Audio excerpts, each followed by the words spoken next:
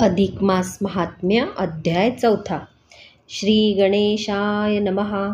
श्रीकृष्ण धर्मराजाला म्हणाला, मी तुम्हाला पूर्वीचा इतिहास सांगतो.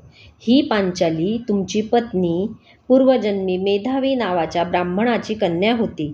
तिच्या जन्मवेळी तिची माता मरण पावली. पित्याने तिचे प्रेमाने पोषण केले. तिला त्याने पुष्कळ विद्या शिकवून चतुर केले. ती वयात आल्यावर इतर स्त्रियांची लग्ने झालेली पाहून आपलेही लग्न व्हावे असे तिला फार वाटू लागले. मेधावी पुष्कळ दिवस वरसंशोधनासाठी हिंडला, पण कोठेही जुळले नाही. तो खूप थकला व एके दिवशी अशक्तपणामुळे मूर्छित पडला व मरण पावला. मरताना त्याने विष्णूचे स्मरण केल्यामुळे तो वैकुंठात गेला. मुलीने इकडे खूप विलाप केला.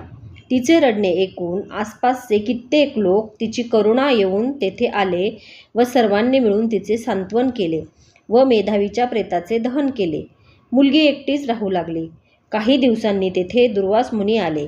धर्मा, ह्या दुर्वासांनीच कुंतीला तुझ्या मातेला देवांना आवाहन करण्याचे मंत्र दिले होते. हे फार ज्ञानी व शीघ्रकोपी आहेत. ते दीर्घायुषी आहेत. माझ्या बाबतीत त्यांची एक कथा सांगतो. ते माझ्याकडे आले आणि मला व रुक्मिणीला त्यांनी घोड्याप्रमाणे रथाला जोडले आणि ते रथात बसले व आम्हाला रथ ओढावायची आज्ञा केली. आम्ही रथ ओढू लागलो. रुक्मिणीला खूप तहान लागली. तेव्हा तिची दया येऊन मी माझ्या पायाने भूमीला दाब दिला व गंगा उत्पन्न केली. रुक्मिणीच्या तोंडामध्ये गंगेची धार पडली. त्याचाच राग दुर्वासांना आला आणि त्यांनी आम्हाला शाप दिला. माझी मर्यादा राखली नाहीस. पत्नीचे लाड करतोस. तुझा व पत्नीचा घोर वियोग होईल.